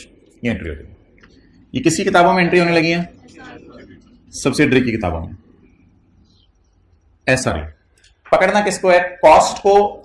कॉस्ट तो दी नहीं हुई, बुक वैल्यू और मार्केट वैल्यू दी हुई है, इन दोनों को भी नहीं पकड़ना, सरप्लस को पकड़ना है। वो बुक वैल्यू पे खुद डेप्रिशिएट करा होगा, हम चाहते हैं मार्केट वैल्यू पे करे, इसका मतलब है सरप्लस पे करे। तो पकड़ना है सरप्लस को। 5 नीचे तशरीफ लाएं, 2.5 मैं भी आ जाऊं जी, आप भी आ जाएं। इसको जब आप लाइफ से डिवाइड करेंगे तो 1 साल की डिफरेंस निकलेगी। फिर मैं बाद में डिस्कशन करूंगा मुझे कितने सालों की चाहिए। लाइफ इसकी देख लें 20 साल और इसकी 5 साल। अगर मैं 5 को 20 से डिवाइड करूं तो कितने सालों की डिफरेंस? 1 साल की। और इसको कितने सालों की? 1 साल की डिफरेंस। लेकिन मुझे 1 साल नहीं चाहिए। ये मैं एक लाइन लगाने लगा हूं, वो लाइन भी लगाने की जरूरत नहीं। ये आज आपको पहली दफा ना नंबर ऑफ इयर्स काउंट करने पड़े हैं, डेट ऑफ एक्विजिशन से कंसोलिडेशन डेट के, पहले नहीं करने पड़ते थे। कितने इयर्स हैं? पूरा 11, इसको इस तरह गिना करें, पूरा 11, पूरा 12, पूरा 13, पूरा 14, 4 साल। तो मैंने जो तो डिफरेंस निकाली है वो सिर्फ 1 साल की निकाली है, लेकिन कितने साल से सब्सिडी बीवी को डेप्रिशिएट करी और मैं चाह रहा हूं मार्केट वैल्यू को डेप्रिशिएट करे? 4 साल से। इस तरह की कैलकुलेशन आप अकम्युलेटेड डिफरेंस निकालते हुए कभी कभी करते थे कि कॉस्ट को लाइफ से डिवाइड करते थे, 2 से मल्टीप्लाई करते थे, 2 साल की डिफरेंस निकल आती थी, 3 से मल्टीप्लाई करते थे, 3 सालों की निकल आती थी। खास तौर पे जिस वक्त इंट्रो की क्लास में आप एसेट बेचते थे तो बेचने के साल आप जो है वो अकम्युलेटिव से निकालने के लिए तरीका यूज करते थे, लेकिन वहां कॉस्ट होती थी और लाइफ होती थी और नंबर ऑफ ईयर्स यूज होता था। यहां क्या होगा? Surplus, remaining life, number of years between the date of acquisition and consolidation date. वहां भी अकम्युलेटेड डेप्रिसिएशन निकलती थी, लेकिन कैसे? Cost divided by total useful life multiplied by number of years between date of purchase and date of sale, और इधर surplus divided by remaining life. यहां remaining life निकालनी है, remaining life multiplied by number of years between date of acquisition and date of consolidation into ये जो आपने 4 पकड़ना है, ये फिर जितने भी एसेट्स हैं सब पे ये 4 ही लगाना है आपने जी। 1 और 2 करवाएं जी एंट्री, हिम्मत करें। अबे सब्सिडरी, तू सिर्फ बुक वैल्यू को डेप्रिशिएट कर रही है, तेरी रिटेन अर्निंग की जान लेंगे हम, तेरी रिटेन अर्निंग की जान ले लेंगे हम। इधर प्री की जगह छोड़नी है, प्री की जगह छोड़नी है, प्री ना भूल जाए आपको जी। बोले भाई क्या लिखूं इधर? डेफिनेशन लिख दें, जो मर्जी। एंट्री पोस्ट करा दें पहले, अल्फाज को छोड़ें। एसआरई खर्चे बुक करने से मेरे ख्याल से अर्निंग्स कम होती हैं, आपका क्या ख्याल है? खर्चे बुक करने से अर्निंग्स कम होती हैं, तो ये 1 इधर आ गया। एसआरई डेबिट और पीपी ये 2 रुपए पोस्ट कराएं। एसआरई और ब्रांड 5 साल है ना, 4 साल डेप्रिशिएट हो गया, 1 साल इसका बच गया, इसके बाद इसने फुली फारग हो जाना। तो एसआरई डेबिट और ब्रांड क्रेडिट मैं ना ब्लू मार्कर से डेप्रिसिएशन की एंट्रीज पोस्ट कर देता हूं ताकि सरप्लस की और ये वाली आपकी मिक्स ना हो जाए।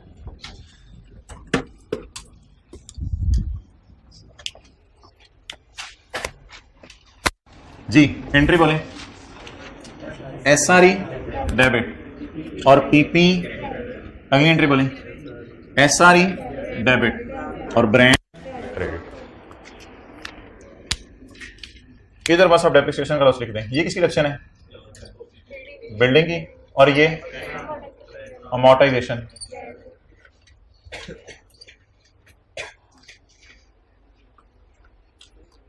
अच्छा अच्छा इधर इधर इधर मुझे बताएं, ये वर्किंग करेंगे पेपर में? 5/20/4 यहां नहीं कर लेंगे 1 के साथ ब्रैकेट में? पेपर में ये वर्किंग यहां करनी है, 5/20/4। होमवर्क में भी इधर ही, इधर इधर इधर इधर वर्किंग अजीब सी लगती है, वो मजा नहीं आएगा। 5/, इधर अजीब सी लगेगी, इधर जगह खुली होती है, इधर आप ब्रैकेट में डाल के ये वर्किंग कर लेंगे।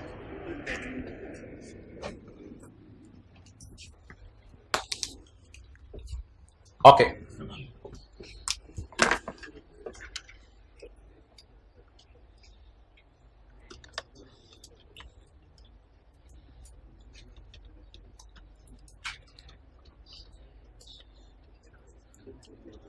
आप बता दें भाई, यही हमने हैंड रिटन पेज पे पढ़ा था। करो इधर कैमरा। ऐसा डेबिट सरप्लस क्रेडिट एंट्री किसे होगी? With surplus figure. दूसरी एंट्री क्या होगी? एसेट बढ़ रहा है तो डेप्रिसिएशन, डेप्रिसिएशन डेबिट। ये कब से कब तक की? From the date of acquisition till तो घर जाके ना एक दफा इस सफे पे जरा हाथ मार लिया करें। सेल ऑफ स्टॉक की P2S S2P नेगेटिव गुडविल अभी रहती है।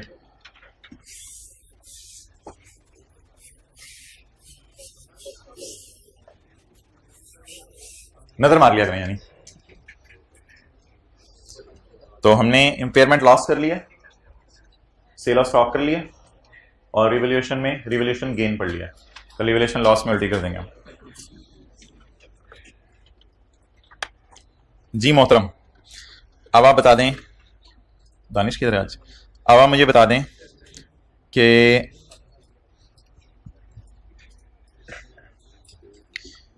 ये एडजस्टमेंट्स नीचे वाली क्या है? At the time of acquisition of S, at the time of acquisition S had ओए होए होए होए होए होए होए एस हैड कौन सा बैलेंस? Debit balance. एस का कौन सा बैलेंस है जल्दी बताएं? Debit balance.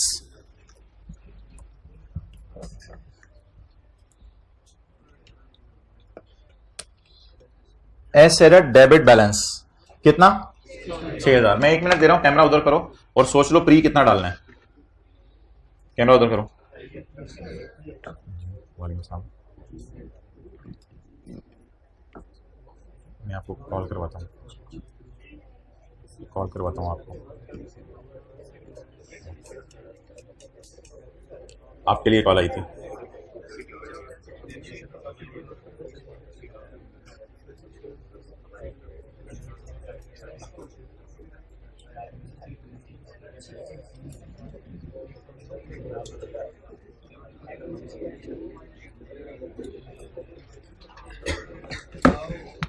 जी मोहतरम,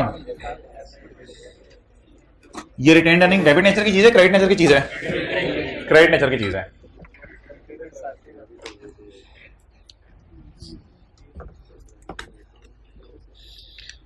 हम कहां से रिटेन्ड अर्निंग उठाते हैं? बैलेंस शीट से। बैलेंस शीट से उठाते हैं ना रिटेन्ड अर्निंग। एस की रिटेन्ड अर्निंग आ रही होती है इधर, ये हम उठाते हैं।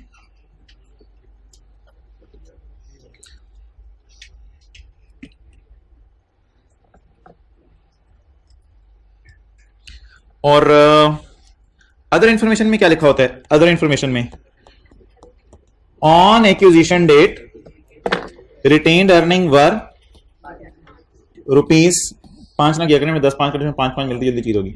₹3 on acquisition date retained earning were ₹3। ये हम उठाते थे। इसको उठा के आप मुझे बताएं कि किस अकाउंट में ले जा। एक तो मैं इधर कहता था इधर एक और इसका कॉलम डालें और 10 के मुकाबले में 3 लिखें और बताएं 3 किलो का गोश्त था जिससे हमने एस को खरीदा था, वो 3 किलो का गोश्त बढ़ के कितने का हो गया? 10 किलो का। ये बात आई होप सबको याद आ रही होगी। असल में इसे कहते हैं क्लोजिंग और इसे कहते हैं प्री प्री प्री प्री। अब मोहतरम इस डेटे से मुझे आप बनवाएं एसआरई।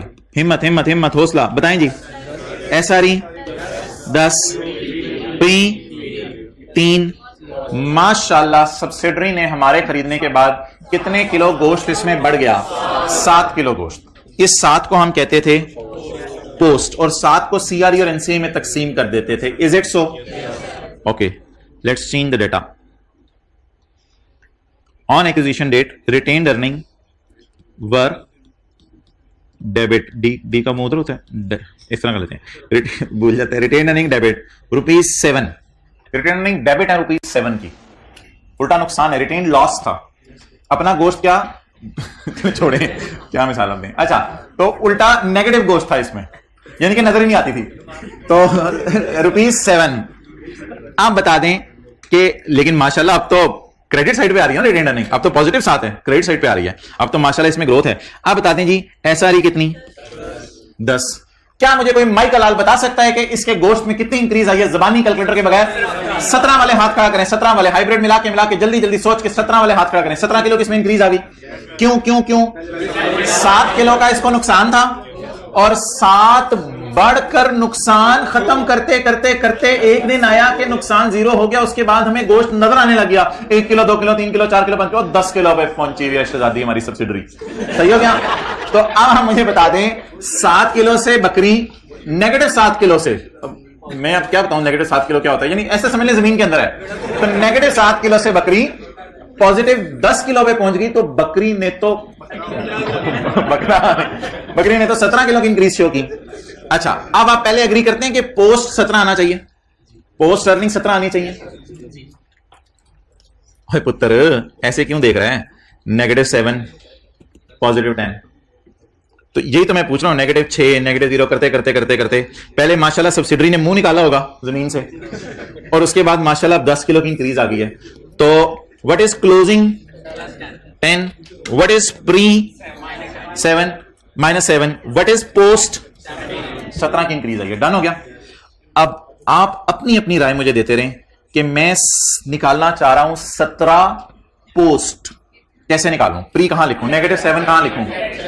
यार अकाउंट में नेगेटिव 7 होंगी ना, हमारे अकाउंट में नेगेटिव पॉजिटिव नहीं होते, अकाउंट में जरा रहने दे नेगेटिव। हो सकता है मैं कभी अकाउंट में नेगेटिव करा दूंगा, मेरी मर्जी, लेकिन फिलहाल अकाउंट में जरा नेगेटिव रहने दे, अकाउंट में तो नेगेटिव नहीं होते।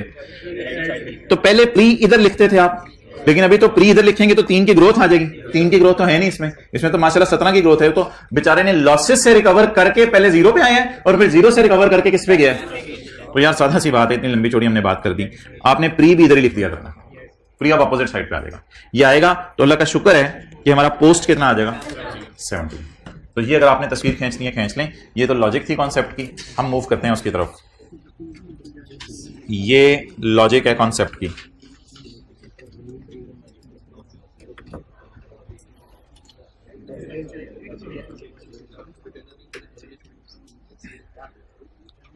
समझ आ गई बात। अब आप बता दें प्री प्रॉफिट था या प्री लॉस था। इस साइड पे लिखूंगा तो ऑब्वियसली वो मेरा काम चलेगा।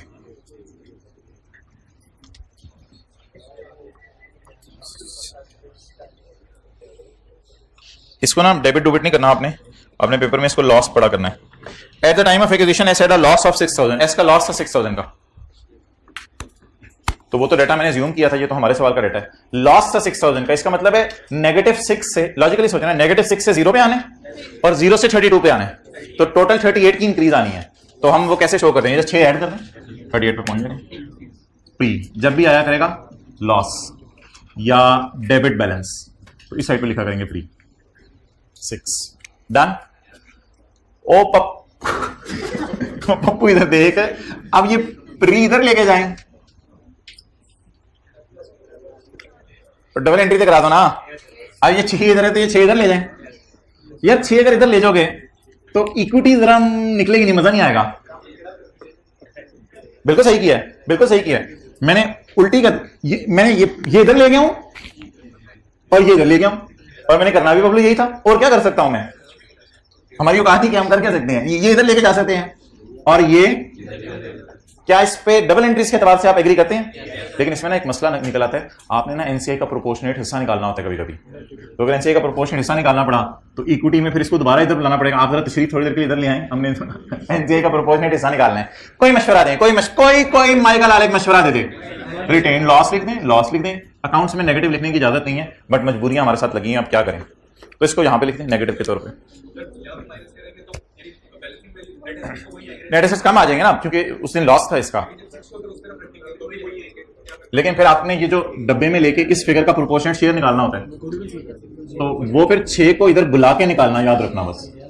ये मैं कह रहा हूं, इस वजह से इस तरह कर रहा हूं।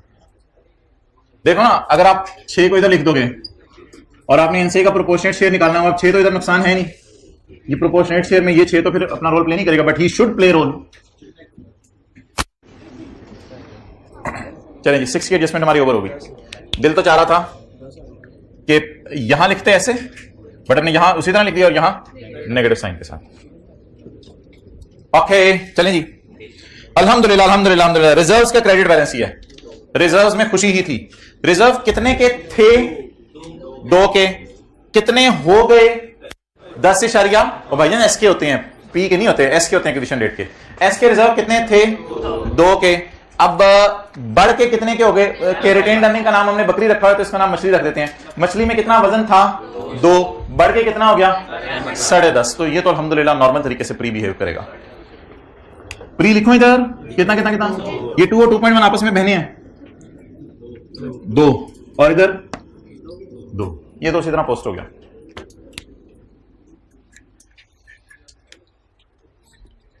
यार ये तो उधर ही हो गया ना, जैसे इधर प्री आता था इधर और इधर, तो ये 2 और 2 इधर पोस्ट हो गया। मुझे बताएं हमारे खरीदने के बाद भी सब्सिडरी ने रिजर्व्स में इंक्रीज शो की होगी कितनी? इसको दोनों में तकसीम कर देंगे, इसको दोनों में तकसीम कर देंगे। डन हो गया? चलें जी, मेरे साथ साथ चलना है, आपने कैलकुलेटर्स पकड़ने हैं, एक एक वर्किंग पूरी करवानी है। वर्किंग 1 में पहले मैं क्या कर लूं? आज मैं एक बात बोलने लगा हूं, अगर आपके साथ वाले को बुरा ना लगे, नेट एसेट्स की फेयर वैल्यू, ये नेट एसेट्स की बुक वैल्यू, फेयर वैल्यू। क्यों? इससे पहले सरप्लस नहीं आते थे, आज सरप्लस भी आ गए ना माशाल्लाह, तो ये ज्यादा अच्छी कंसोलिडेशन आज हम शुरू कर रहे हैं। नेट एसेट्स की फेयर वैल्यू, नेट एसेट्स की फेयर वैल्यू 12 आ गई। डन। आप बता दें प्रोपोर्शनेट शेयर निकालने या वो भूल गया है? एनसीआई 20 इधर आए, मल्टीप्लाइड बाय 30%, 12 इंटू 30%, 3.6 जी। डबल एंट्री साथ साथ करवाएं भाई, डबल एंट्री साथ साथ करवाएं। 3.6। चलें जी आगे। गुडविल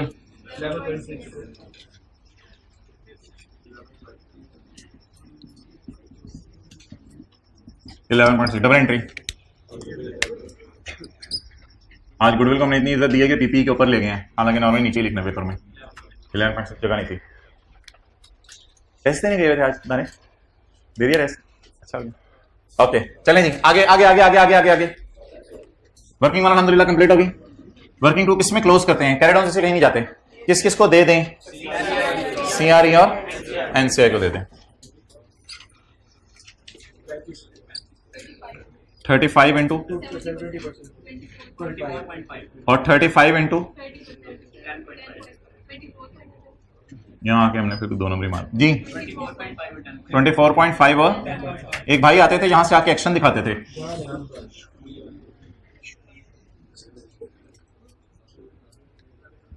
ऐसे ही होगा।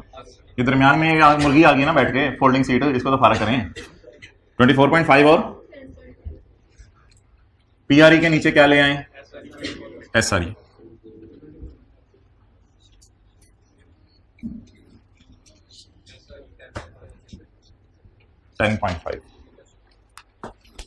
टोटल प्री पोस्ट 8.5 इंटू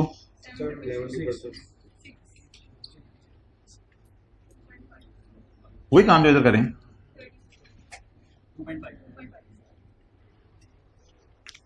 आधे मिनट की खामोशी, सारे रुक जाएं, सोचें ये फिगर्स कहां जानी है। थोड़ा एक मिनट, तसल्ली से 6 और 2.5 कहां जानी है?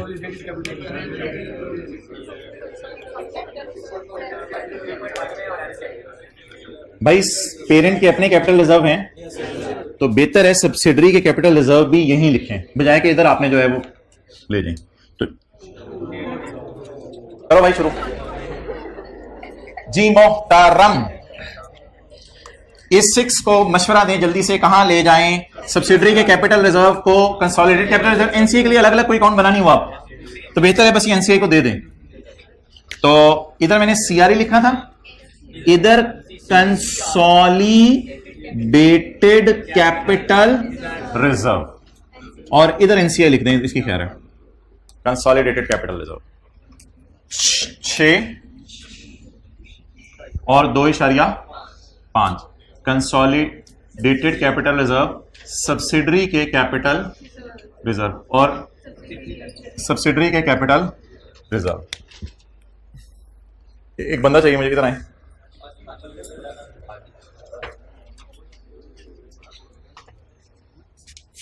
हाथ लाएं।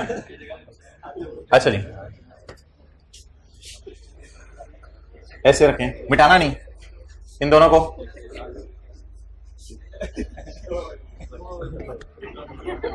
उधर देख तो सही। आप ऐसा करो, ऐसे करके ना, ऐसे करो, नहीं नहीं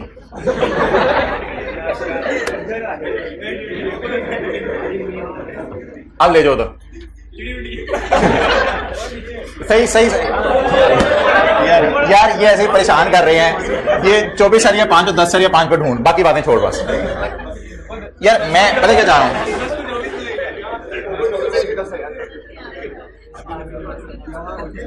ये मैं चाह रहा हूं, बिस्मिल्लाह। ठीक है जी, गुड। आए हम आगे 6 और 2.5 को, 6 और 2 हाथ हिला दें हम। चलें टोटल्स करते हैं, कैरी डाउन बैलेंस शीट है लिए।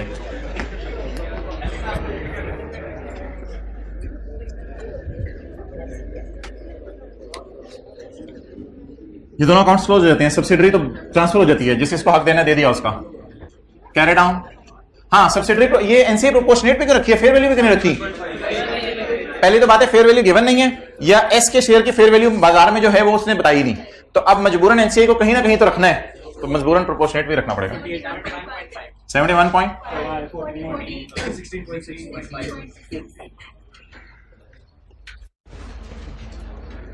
CRE 71 point, consolidated capital reserve 14 के, NCI 16.6।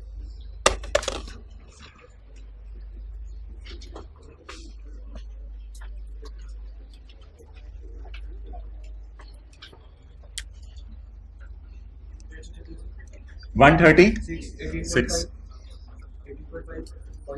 18.5, 0.5, 9.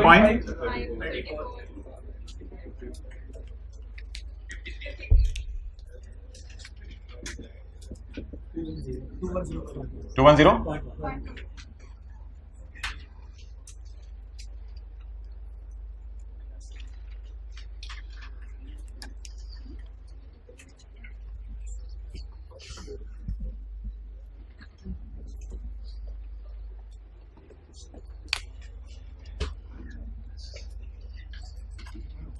देखें इधर आज जो मैंने नया किया रेड मार्कर से, land debit surplus in working one, देखते रहे। Building debit surplus in working one credit, brand debit surplus in working one credit, उसके बाद depreciation debit asset credit, depreciation debit asset credit. ये करने के लिए आपको बुलाया था। ओहो वो तो नेगेटिव गेम नहीं, उसको तो ले गए बच्चे को, वो तो इतना मुश्किल नहीं है।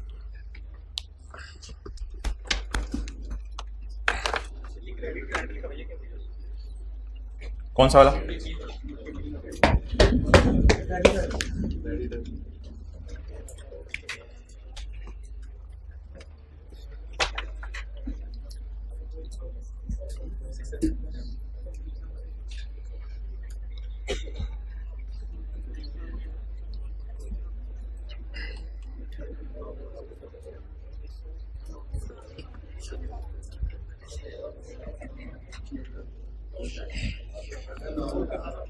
नोट करना था, NCI control Z, NCI note कर लो किसी से,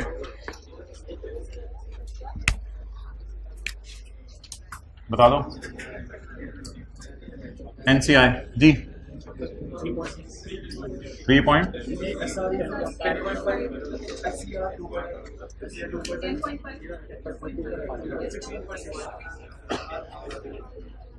$16.6।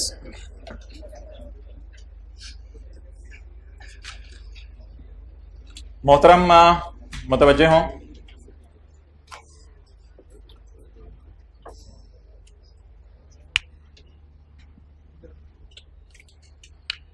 Share capital, share premium, retained earning, capital reserves without surplus are called as book value of net assets. It is surplus, it is market value of net assets. Keep on repeating, book value of net assets, इस तरह कर लें, book value of net assets surplus market value of net assets. 20 था और कितना था यार, ये मुश्किल बात नहीं है। It is book value of net assets, it is surplus and it is market value of net assets. Done. क्या चीज? बुक वैल्यू नेगेटिव नहीं आ रही, 5 जमा 2.5 माइनस 6 जमा 2 पॉजिटिव आ रही होगी, लेकिन बुक वैल्यू अलग से निकालने की जरूरत है या कोई जरूरत नहीं? बुक वैल्यू सरप्लस कर लिया, market value of net assets आ गई। सीआरई में जाते क्योंकि ये प्रोपोर्शनेट बेस पे है, वो तो चीजें नहीं है, वो तो ये वाला अपना रोल प्ले करता है, इमरान खान का हिस्सा। वॉल्यूम 1 क्वेश्चन 8 आपको करवाया था, तो मुतवज्जे हो जाए आप। मैंने आपको कहा था ये सवाल मैं आपको दोबारा करवाऊंगा। कौन से लेक्चर में किया था? 66। जिन लोगों ने संडे को लेक्चर 66 अटेंड नहीं किया और अटेंड किए बगैर चले गए हैं, वो हजरात ऑडियो रिकॉर्डिंग ऑन कर लें ताकि वो लेक्चर अटेंड करने के बाद ये वाली बात सुन लें। मेजॉरिटी लोगों ने माशाल्लाह लेक्चर अटेंड किया है और जिन्होंने नहीं किया उन्होंने घर जाके कर लिया है, और जिन्होंने फिर भी नहीं किया उनके बारे में मैं पूछ नहीं रहा क्योंकि मेरे ذहन में सारे अच्छे बच्चे हैं। अच्छा जी, point 2, fair value of net assets appearing in ML books on acquisition date are as below. ये मैंने आपको अकाउंट बनाया था, लेकिन मैं आपको ये अकाउंट दोबारा बनवा के रिवाइज करवा रहा हूं। वर्किंग 1 या IAS 38 का पास पेपर का क्वेश्चन 8 है। On 1 July 17 parent acquired subsidiary 100% entire for ₹1950। कितना जी? 1950। Fair value of net assets of subsidiary on acquisition date are as below. Fair value of net assets यानी fair value of net assets 200 जमा 1545 कितनी होगी? 17। उसने share capital और retain earning दी या direct fair value of net assets दे दी? Direct fair value of net assets दे दी। तो उसने मुझे share capital type, retain earning type और चीजें नहीं दी, सरप्लस टाइप कोई चीजें नहीं दी। उसने क्या दे दी? Direct fair value of net assets. कितनी? 1745। ये fair value of net assets उसने मुझे दे दी, लेकिन इसने एक लफ्ज डाला ऑल्सो। इसका मतलब है ये fair value of net assets मुकम्मल है या नामुकम्मल है? नामुकम्मल है। Till acquisition date ML had incurred R&D of 80 million. ML had not recorded this as an asset.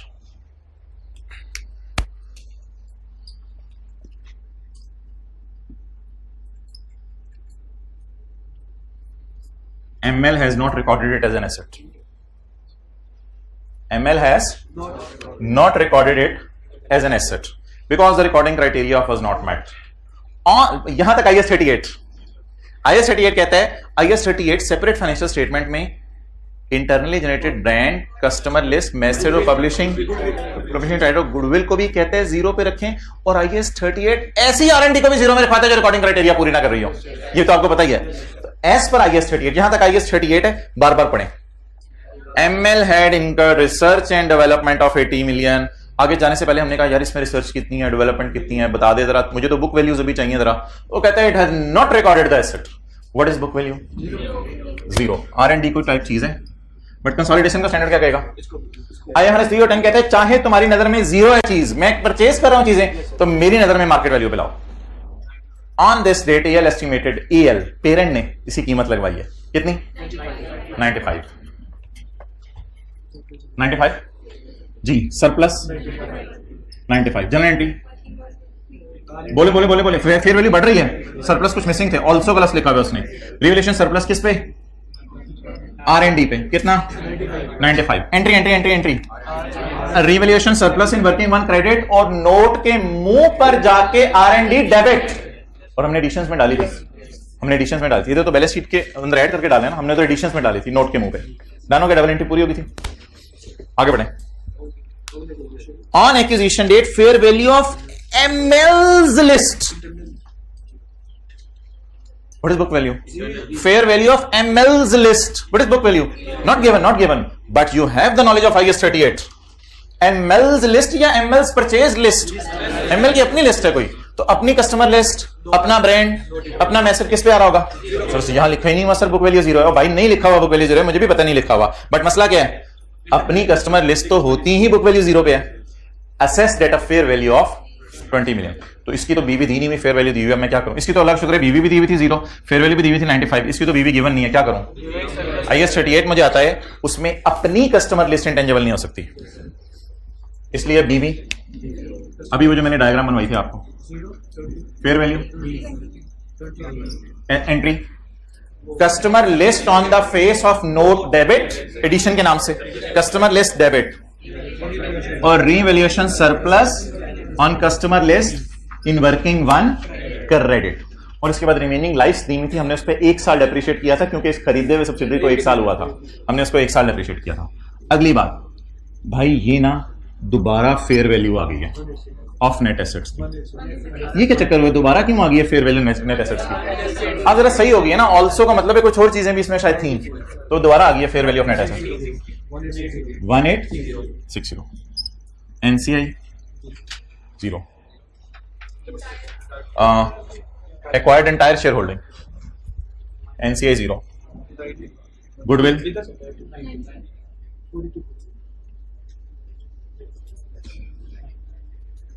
Adjustment account credit note के मुंह पे जाके गुडविल का नया कॉलम खोल के गुडविल डेबिट, ये इसकी जबरन है। तो now I am giving you 2 to 3 minutes, ऊपर हेडिंग में रजिस्टर के पास पेपर क्वेश्चन नंबर 8। ना यार ये नहीं किया हुआ पहले, इस तरह मैंने नहीं करवाया हुआ खूबसूरत सा करके, इस तरह भी नहीं फेयर वैल्यू रिवाइज वगैरह निकालें, वो ठीक है।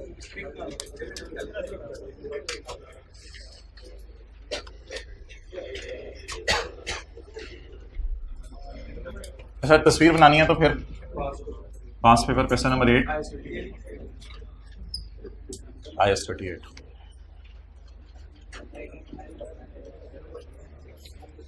कितने लोग उसी IS 38 के सवाल पे जाके नोट कर रहे हैं जहां ये वर्किंग वन नोट की हुई है?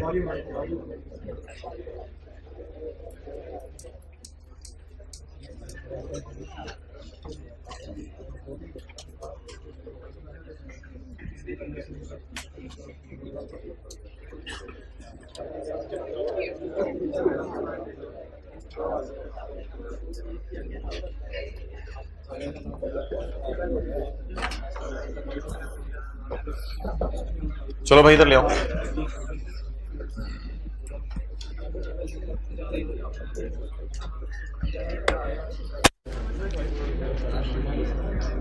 घर जाके ना आपने बुक खोल के पता क्या करना है, घर जाके आपने बुक खोल के ये लिखना है BV0 FE 95, ये पास पेपर का क्वेश्चन 8 है, BV0 और FE 20। जी होमवर्क में कौन सा सवाल बनेगा? 7, जरा नजर मार लें। 7 में शुक्र है कैपिटल रिजर्व भी आ रहे हैं। अच्छा एक बात आप सुने जरा, अगर आप क्लास वर्क करके होमवर्क करेंगे ना आपका टाइम ज्यादा लगेगा लेकिन होमवर्क का सवाल जल्दी होगा, तो इसकी जरा कोशिश करें। कंसोलिडेशन में क्लास वर्क पे तकरीबन 25-30 मिनट आपके फिर भी लग जाया करेंगे क्योंकि कॉन्सेप्ट्स भी रिवाइज करने होंगे, लेकिन फिर होमवर्क का सवाल आप एग्जाम एटमॉस्फेयर में बैठ के करेंगे। मुझे ना डेली बताते रहा करें कि मैं आपको इसका टाइम बता दिया करूँ। कंसोलिडेशन का सवाल आमतौर पे 20 नंबर का आता है, तो 20 नंबर का जरा आप बता दें कितने मिनट बनेंगे? तो 35 से 40 मिनट बनेंगे, 38 मिनट्स बनेंगे। तो ये जो सवाल आज के होमवर्क है ना इसमें एडजस्टमेंट सिर्फ 4 हैं, तो ये सवाल अगर आप क्लास वर्क के बाद करें तो as per my understanding 25 minute is your target. अगला सवाल question 7 page number 624, it should be done in 25 minutes. और कल मैं आप से पूछूंगा कितने लोगों ने 25 मिनट में किया। कैपिटल रिजर्व की एडजस्टमेंट है और कोई लॉस शॉस है इधर, और रिकवरेबल अमाउंट है गुडविल की, फिक्स्ड एसेट्स रिवैल्यू हो रहे हैं और इन्वेंट्रीज की एडजस्टमेंट है। एडजस्टमेंट्स वही हैं जो हमने पहले क्लास में की हैं। अच्छा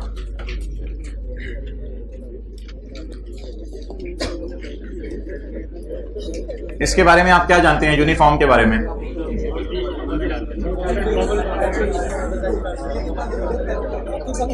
अच्छा नहीं एथिक्स खत्म हो गए हैं भाई, जाते जाते एक बात सुन लें, यूनिफॉर्म अकाउंटिंग पॉलिसीज होनी चाहिए।